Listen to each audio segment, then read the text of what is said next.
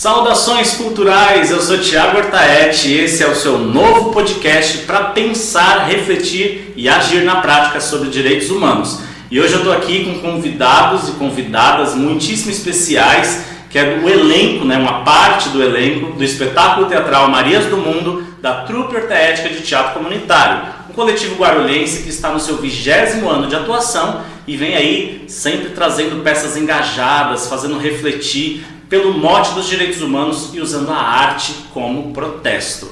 E hoje eu recebo aqui essas pessoas tão incríveis que eu tenho a honra de trabalhar artisticamente. Nós estamos lá, Fábio, Rebeca, Maria Cecília, Stephanie, todos os sábados. Nossos sábados são culturais, são agitados. E hoje a gente veio aqui fazer um debate sobre o tema, o carro-chefe da peça, que é para falar sobre a violência contra a mulher e todo o entorno, Porque quando a gente fala de violência contra a mulher é muito plural, não é? A gente vai falar de violência física, sexual, patrimonial, diversas tipificações que a Lei Maria da Penha, que está prestes a completar 17 anos da sua promulgação, veio tipificar. Então, primeiro, Fábio, seja muito bem-vindo. Obrigado, Thiago. Boa tarde para todo mundo, boa tarde a todos que estão ouvindo a gente.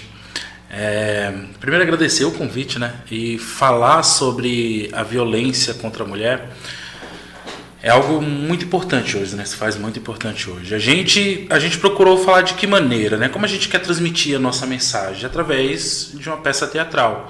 Poxa, o que eu acho legal dessa peça é que ela não é uma peça de ficção. Ela não é uma história que o Thiago tirou da cabeça e a gente colocou lá. Ela é uma história baseada em fatos reais, baseados em acontecimentos. De muitas histórias reais, É uma costura, digamos assim. Exato.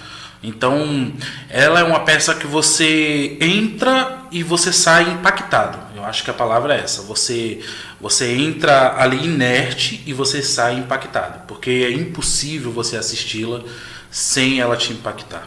E ela impacta justamente por isso. Porque quando você olha aquela cena acontecendo, tudo que acontece ali das 20 e tantas cenas que nós temos, quando você olha uma daquelas cenas, você fala, nossa, alguém passou por isso. E cada cena pega de um jeito. Exato. E também o bom é que não tem literalmente um protagonista. O protagonista é a Maria. Sim. Mas quem é a Maria? Tá no ar, você que pega.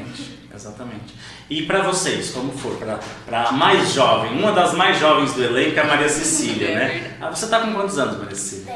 10. Olha, o Arthur tem 8. Então vocês têm ali, o nosso núcleo infantil. E como que é tão nova e falar de um tema tão delicado, profundo, como é pra você? Eu acho meio, sei lá, às vezes eu fico pensando assim, nossa, porque, às vezes eu posso estar no palco apresentando alguma coisa, e aí não é uma peça assim que a pessoa vai ver, vai sair, vai entrar e vai sair no palco do teatro, assim, igual ela chegou. Ela vai do caminho do teatro até em casa, pensando na peça. Vai reverberar por dias. Ela vai ficar pensando, nossa, mas... Ela vai ficar pensando sobre a peça, sabe? Ela vai... fazer pensar. E aí eu acho legal e... Isso. E pra você, Stephanie, pra você, como que é? Você é uma jovem, Uma jovem adolescente aí como que é para você, principalmente na escola, no seu ambiente com os amigos, falar sobre temas assim tão delicados, mas que a gente vê na novela, mesmo na ficção, A gente vê no noticiário todos os dias. A gente estava falando agora há pouco, gente, antes mesmo da gente entrar no ar, de reportagens que diuturnamente tratam sobre esse assunto e nos chocam pela brutalidade, Então como que é para você falar de um tema desse? Então, é um pouco delicado, porque eu sendo mulher, ainda assim que muito jovem, eu já passei por umas coisas assim. Então, é delicado, tem algumas cenas assim que dá vontade de chorar até. A gente já fez repetidamente várias vezes, então vai acostumando, Mas pro público que vê aquelas cenas é muito impactante. Eu acho que a gente evoluiu bastante também, eu tô com você desde o ano passado. E a peça, assim, tá muito mais, não sei a palavra. Incorporada? Sim. Robusta, talvez. Nossa, tem umas cenas que é muito pesada e eu não sei se eu conseguiria atuar naquelas cenas. As minhas eu acho que são mais leves, é mais fácil pra mim. Mas é um ciclo, né? A gente acaba aprendendo muito. Para você, Rebeca, também bem jovem, né? Mas você é uma universitária. Sim. E como que é no seu ambiente de estudo, no seu ambiente de trabalho, tratar desses temas? É uma coisa que você olha, e por eu estar na área da tecnologia, claro que muitas mulheres têm entrado ultimamente, mas eu ainda escuto de muitos professores, tipo, nossa, essa sala não tem tantas meninas, nossa, essa é a sala com mais meninas e tudo mais. É um assunto que às vezes você senta para conversar com os outros e eles param e falam, nossa, eu não sabia que você via isso assim, nossa, eu não sabia que era assim. Tanto que algumas coisas que tipo, eu vi durante as pesquisas da peça, que eu acabei comentando com alguns amigos meus, eles ficavam tipo, nossa, sério que isso acontece? Sério que isso é assim? Quando acho que eu falei da delegacia da mulher, o horário de funcionamento, eles ficaram, mas como assim? Não pode! Isso é uma coisa que tem que estar lá 24 horas, 7 dias a semana, não é assim. Pegando um gancho no que a Rebeca está dizendo, né? A Delegacia de Defesa da Mulher, ela existe em várias cidades do estado de São Paulo, é uma política do governo do estado e que aqui em Guarulhos a DDM fecha às 19 horas e não abre aos sábados e domingos, o que a gente acha que precisa ser revisto urgentemente, né? Então, obviamente que os grandes, a maioria dos casos de violência acontecem aos finais de semana, quando o homem às vezes enche a cara, chega em casa injustificadamente, porque não existe justificativa para agressão, obviamente, e ele vai agredir sua esposa, às vezes agride os filhos.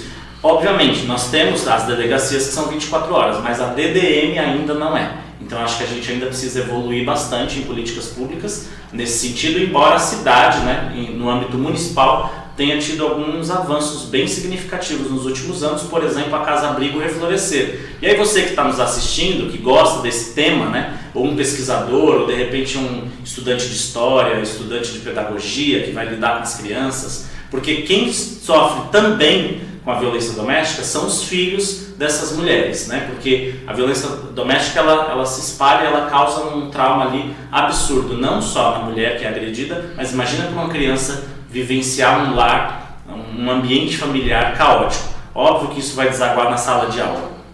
Por isso que todos nós educadores, eu digo isso com propriedade, por 18 anos de sala de aula, a gente tem que ter esse pacto social contra a violência. E aí, voltando aqui no nosso debate, Fábio, para você, como que você trata desses temas que a gente aborda no espetáculo? Olha, aproveitando um gancho ali do que a Stephanie falou, é impactante.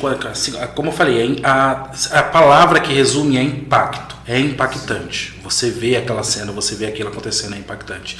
E assim como a Stephanie falou, que a gente vai repetindo, até uma hora que se torna natural pra gente interpretar aquela cena, eu vejo que a agressão acontece mesmo, sabe? A primeira vez que acontece é impactante para quem sofreu e às vezes até é impactante para quem causou. Só que o agressor, ele não para. A agressão, ela não para de acontecer.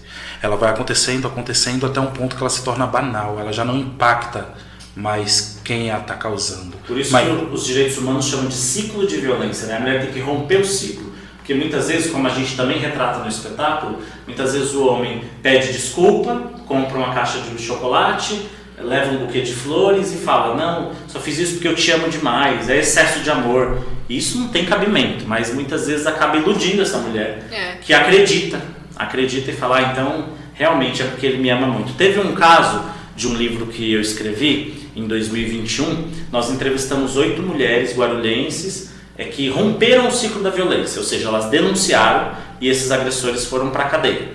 E aí, num dos casos, a mulher falava assim, olha, toda vez que ele vinha dizer que não era bem aquilo, então, eu achava assim, isso a mulher me dizendo, eu achava porque ele era nordestino, era o jeito mesmo bruto dele, ele foi criado assim. E aí a gente, como o Fábio estava falando, começa a perpetuar a violência, porque esse ciclo começa a se naturalizar. Aí a mulher pode acabar querendo justificar uma agressão. Porque é homem. Homem tem que ser bruto? Claro que não, o homem tem que ser decente, tem que ser respeitoso, né? Mas aí é esse estigma de que homem é símbolo de força, é símbolo de mais força de pensamento, então, que não seja força física, bruta, para agredir alguém.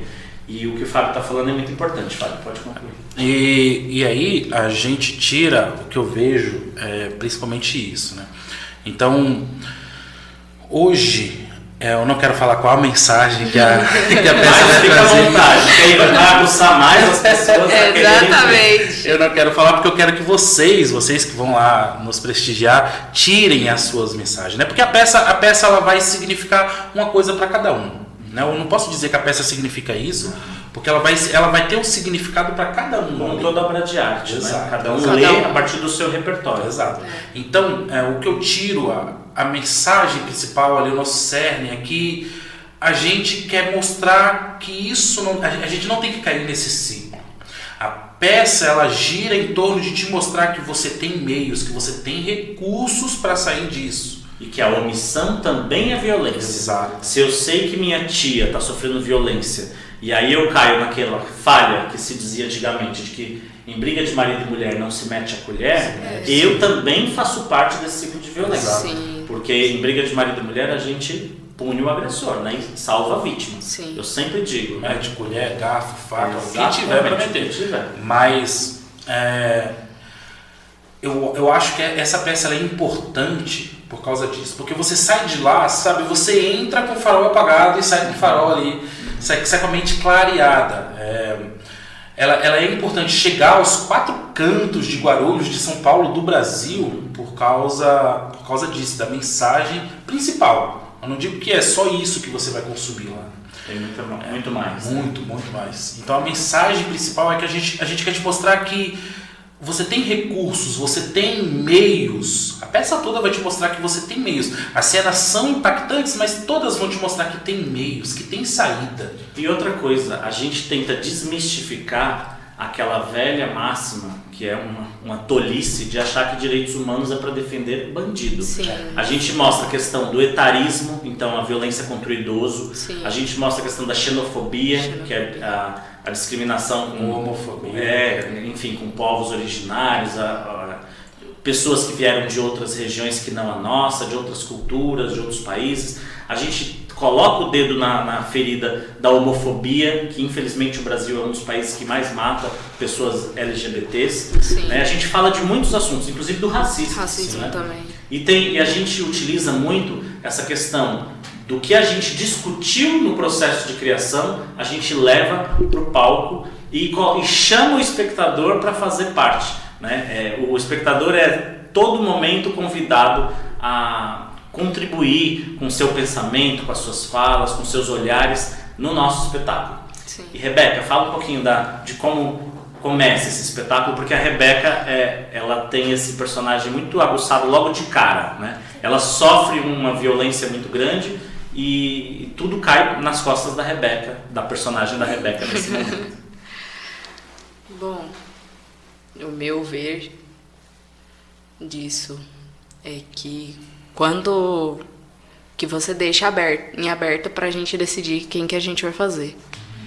Quando eu levantei o braço, eu falei, não, eu vou pegar isso com força.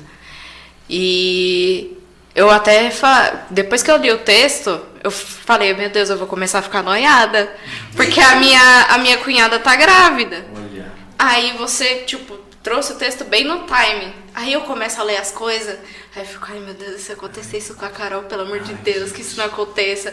E aí eu começo a pensar mais sobre isso, e ela é enfermeira. E ela acaba falando desses casos, então meio que eu vou pegando as coisas dali e vou juntando as informações e Sim. tento trazer. Mas o peso que, trouxe pra mim, eu fiquei caraca, meu, qual que é o que será que passa na cabeça dela?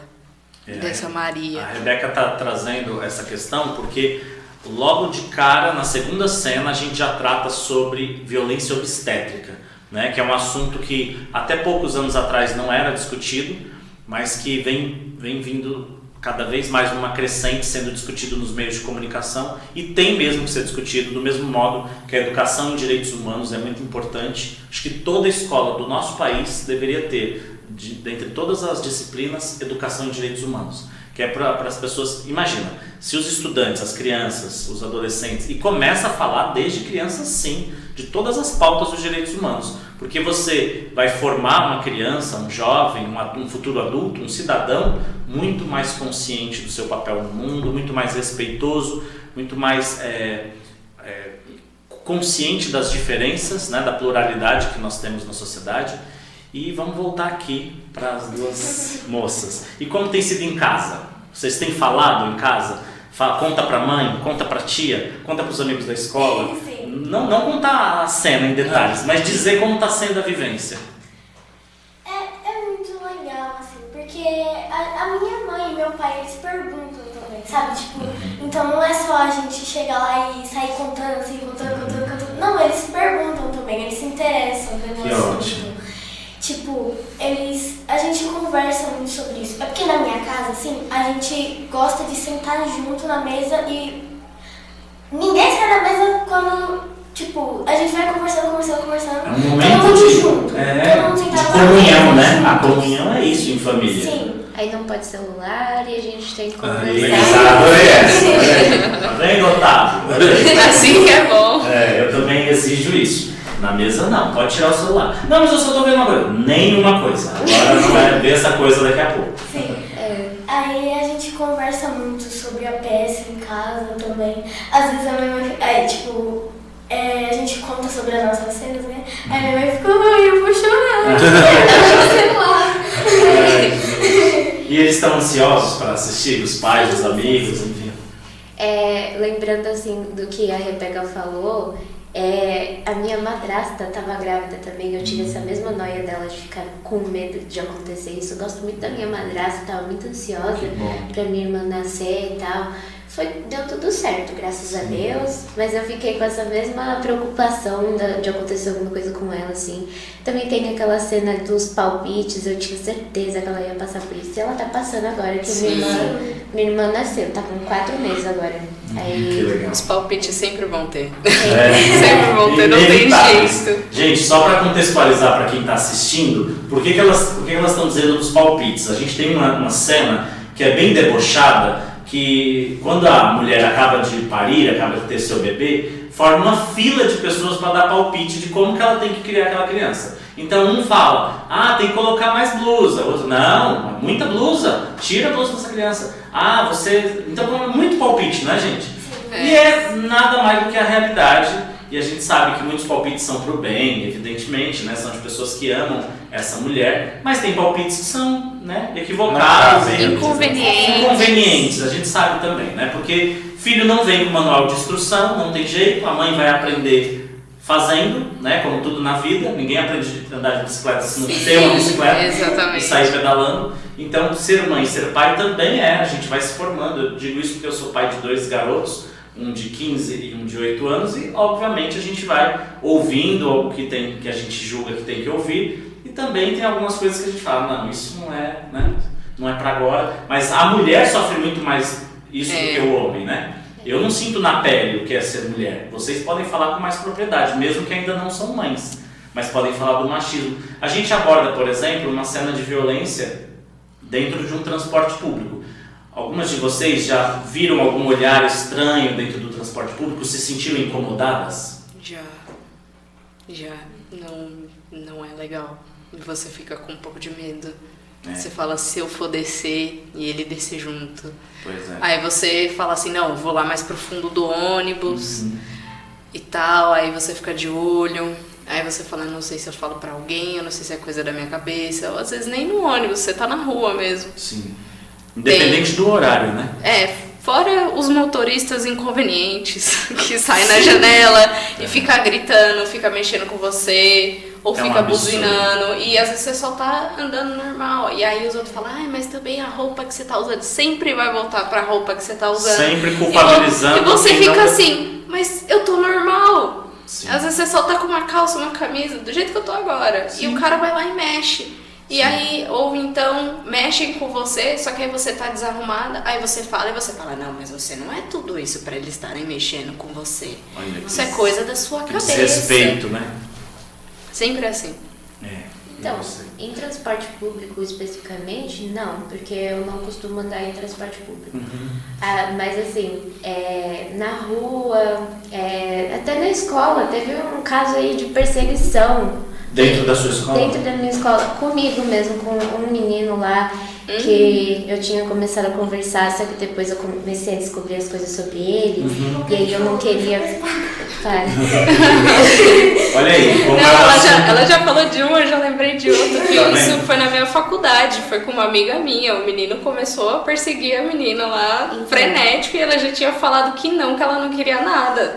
Mas isso não está muito ligado também, Fábio, nós que somos homens, da maneira como esses garotos são criados? Porque a gente ouve sempre dizer assim, meu filho tem que ser o garanhão, né? Agora minha filha não, vou matriculá-la no convento. Então é uma discrepância tão Também. absurda, né, de achar que o filho tem que ficar com todo mundo. Também. Você pensa, eu digo o Fábio porque o Fábio tem um menino, é criança, obviamente, mas que daqui a alguns anos vai ser um adolescente. E aí, como que você pensa? Olha, Thiago, eu não sei se fica evidente ainda pelo meu sotaque, já que eu estou perdendo um pouquinho dele, mas eu sou filho de nordestino.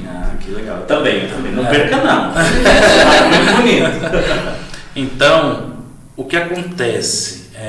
O Nordeste, ele ainda tem muito enraizado o machismo estrutural, sabe? É uma coisa que não vai mudar amanhã, nem daqui a um mês, nem daqui a um ano. É de gerações em gerações. Exato. A gente tem que preparar as gerações para que esse conhecimento vá se passando. E por que eu digo isso? Porque com 13 anos meu pai estava me cobrando namorada. Olha só, sendo que 13 anos a gente é criança ainda, a gente quer brincar, Sim. a gente quer jogar bola. Com 13... Não é todo garoto que com 13 anos vai querer namorar, às vezes não é o momento, né? É um adolescente. Pois é, com 13 anos ele ficava no meu pé e eu fui diagnosticado agora, depois de adulto, mas sempre tive TDAH e estou dentro do espectro autista. Então, meu mundo já era visto muito diferente de um neurotípico, né, de uma pessoa, entre aspas, normal. Então eu já vi um mundo muito diferente deles. E era uma época que também não se falava muito de saúde mental. Exato. Não se falava. Tem muitos pais ainda até hoje que não entendem isso. Exatamente. Eles ficam, mas ansiedade, isso, não sei o que, é só parar com isso, Ou só acha que é para. frescura, E ou aí da personalidade. a pessoa também fica tipo, mas como que eu vou parar? Não tem como eu assim? parar. Então naquele momento eu não estava vivendo aquilo, sabe? E eu acho que uma criança de 13 anos não tem que estar vivendo isso. Ela não tem que ser essa a preocupação dela, mas era a preocupação dele. Então, o que é que eu vejo aí? O que é que eu vejo com essa geração? O que acontece, né? Muitos desses passaram por essa... Você tem que namorar, você tem que conseguir. A mulher quase como que para que você prove que você é homem. Exato. É colocando sempre em xeque a sua masculinidade. Né? E aí ele cresce com aquela cabeça, eu tenho que conseguir. Se eu quero, eu consigo. Tipo, não é mais a conquista dos dois quererem, entendeu? Ou de cada um ter o seu momento certo. Exato. De repente o momento certo para aquele garoto ele vai namorar com 20 anos, o outro vai namorar com 15, o outro vai namorar com 18. Exato.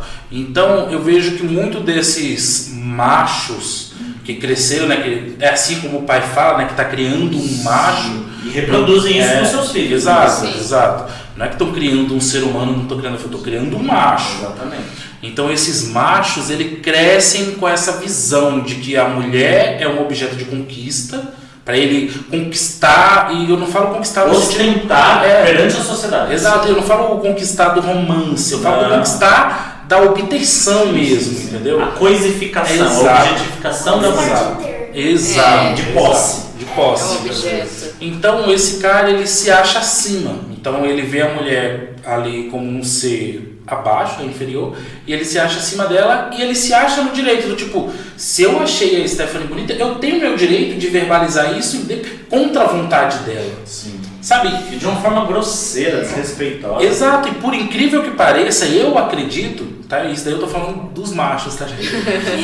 E quando eu falo isso ofensivamente e de uma forma ignorante, ela não gosta, ela repudia. E aí eu coloco na minha cabeça que ela gostou, mas está se fazendo de difícil, porque foi isso que eu aprendi. Assim que os garotos aprendem, né? Sim. Hoje um pouco menos, por conta das meios de comunicação que tem cada vez falado mais sobre isso, Mas ainda assim a gente tem uma sociedade extremamente machista. Sim. E aí é que surge a perseguição, porque esse cara, ele não foi ensinado que a mulher ela tem um poder de negação, que ela pode negar, que ela pode simplesmente não querer. Exatamente. Ele foi ensinado que se ele quer, ele conquista. E para ele conquistar, ele tem que ir atrás. Tem que sobressair a vontade dele. Exato. E isso ele vai levar para o casamento também. Sim. Ele vai dizer que mulher minha não trabalha, que mulher minha vai para onde eu quiser, ele que determina. E aí? Que tem que estar acompanhado, porque na cabeça dele, muito o que é que passa? Na cabeça dele, se ele deixar a mulher sozinha, dando vacilo, vai vir outro que vai fisgar, que vai ser tão insistente ou mais quanto ele for. Quase animalesco, é quase a lei do mais forte espera entre o mundo animal, né? Exato. Nós somos animais racionais. Exato. Né? É o comportamento animal do territorialismo. Isso. Então eu quero proteger meu território, você passar dessa linha aqui, a gente sai na mão. Então é isso. E aí o que é que eu, falando agora do meu filho, o que é que eu tento passar para ele? Totalmente contrário disso. Claro. Então, tipo, tudo que eu aprendi, é claro, não tudo, teve... Nessas questões. Teve os ensinamentos que eu tirei ainda da forma que eu fui criado, tem os ensinamentos que eu carrego para a vida hoje. Mas são preciosos também. Né? Mas nesse quesito, principalmente nesse quesito do machismo, hoje a minha mulher, que também faz parte do espetáculo. Grupo, exato, a gente cuida. A coisa que a gente fala em casa, a forma que a gente fala, sabe? Porque o ensinamento ele não é só direto. Não, é muito mais do que a gente faz do que o que a gente fala. Sim. O ensinamento, a sua criança, o seu filho, ele vai aprender muito mais nos momentos que você não parou ele faz isso. Exatamente. Ele vai aprender muito mais observando o dia a dia, Sim. sabe?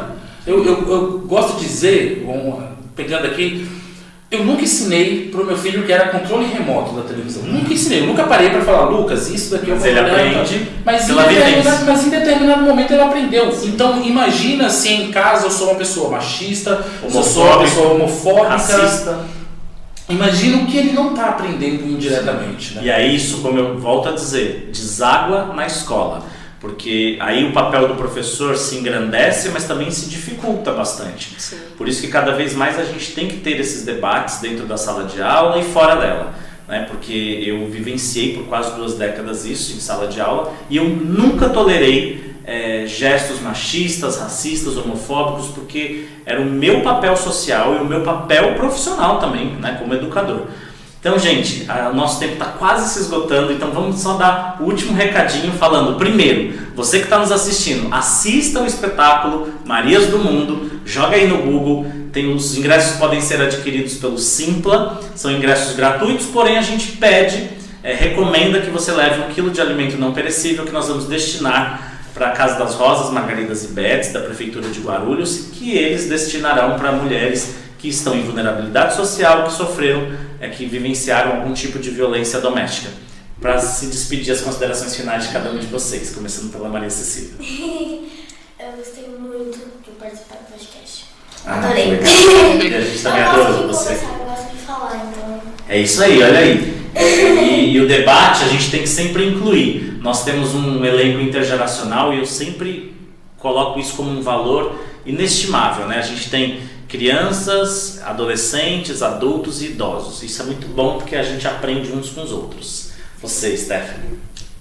Gostei muito de participar aqui, de falar sobre essa pauta que a gente vai falar na peça também. Eu espero que todo mundo compareça.